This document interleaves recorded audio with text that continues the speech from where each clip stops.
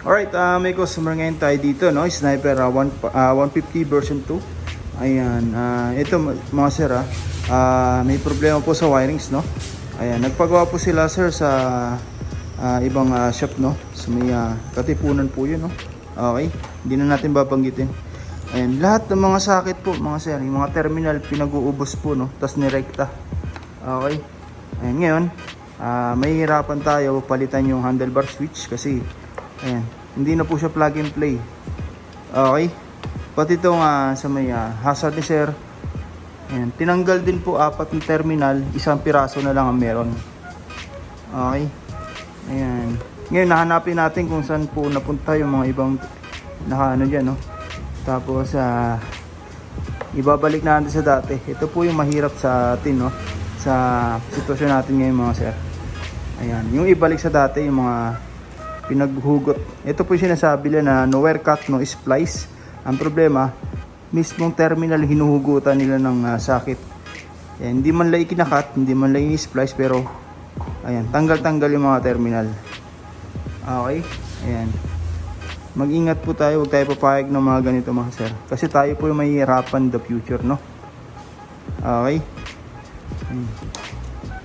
Ngayon, nagsuggest tayo na yun, ulitin, installan natin ng panibago. Kasi ilang beses na raw po na pundihan, ilang beses na raw po bumalik sila sir doon sa gumagawa nito, no? Okay. Ngayon mga sir, no, inuumpisa na po natin ibalik sa dati. Ayan. Okay, halos kalating oras na po ngayon tayo dito, no? Yung mga socket, kung kanina 2 piraso na lang yung nakalagay dito, ngayon ayan, makukompleto na po natin, no? Ganon din po rito sa kabila.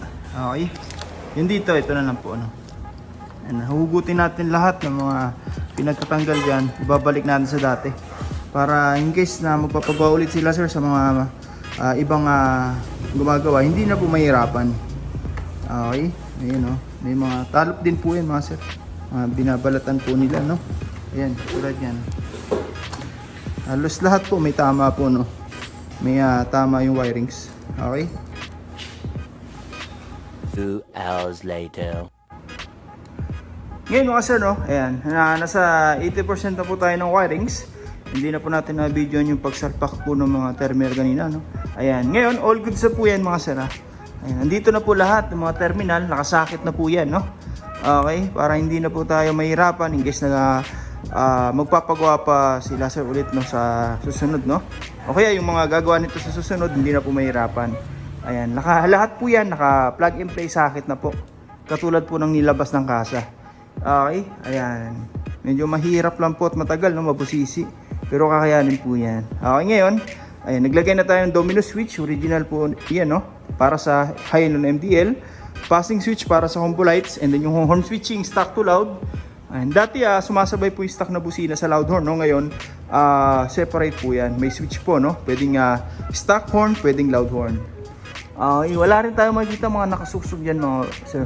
Lahat po yan naka-intact na po na maayos, nakasakit. And pababa po yan, umikot yung chassis, papunta na po yan dito sa ating power module. Ayun, no? Naglagay po tayo nito para sa lahat ng mga parts na ikakabit natin ngayon, no? Katulad ng MDL, busina. Nandito na po yung isa, no? Ito po yung isa, lalagyan natin dito mamaya. Okay, siya po yung responsible, no, sa lahat ng control, tagasalo po ng heavy load mga sir. Okay, for example sa PIA, ayan, kahit magbusina po tayo, hindi po kukurap yung MDL, meaning hindi po kakapusin dahil po yan dito. Denso po yan, ano, made in Japan, kaya matibay talaga. Marami na tayong customer na ito pong gamit. Hanggang ngayon mga sir, all goods pa rin, no? Isa pang kagandahan dito sa wirings natin mga sir, magpalit man tayo ng sila sir ng MDL, PIA horn in the future, no? Hindi na po tayo mag-rewirings. Fix na po yung ginawa nating wirings dito. Madali na lang, plug and play. Okay, yung MDL bago na yan, pati busina, no? Ayan, ito na po yung mga output. Ayan, lahat po ng ginamit natin na wire dyan pang automotive, pure copper, no? Okay, para hindi po nagpupulbos overtime. Lahat tanso po yan. Ayun, no? Power module, denso. Ayun, wala na tayong ibang mahiling pa dito. Andito na lahat mga sir.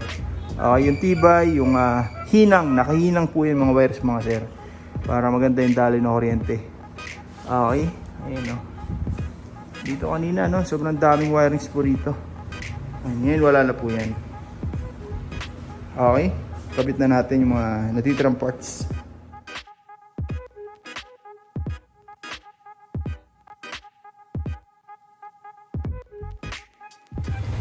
Ngayon mga sir, natapos na po natin yung motor pops. All good sa po yan.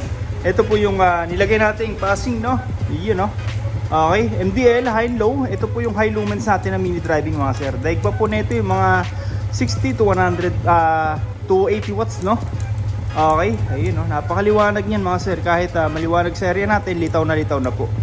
Okay, ito na po yung stock horn, loud horn, rapid horn, napakalakas. Passing light, MDL high and low, headlight high and low.